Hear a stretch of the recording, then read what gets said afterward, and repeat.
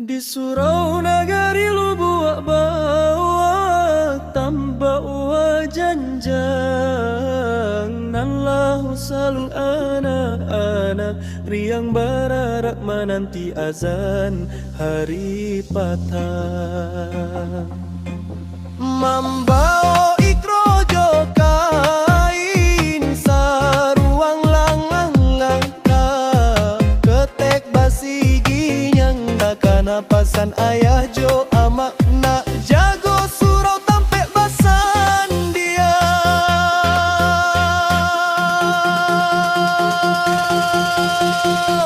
Aponan dikaji alif bata baguru ka ustaz nan basulwa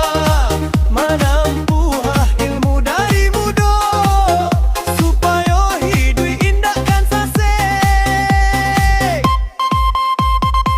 duduak menyusun di bililik surau matonyo tajam mangkaliak guru suaro baragia membaca kalimah mairiangkan hati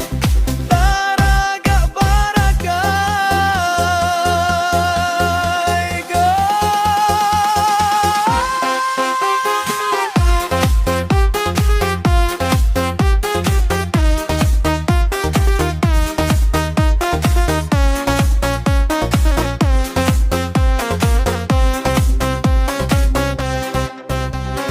Ngopadi di nagari sanang adab jo akhlak taru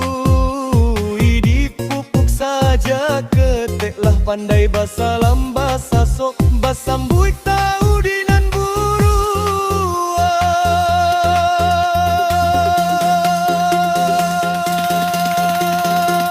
aponan dikaji alif bata baguru ka ustaz nan basulwa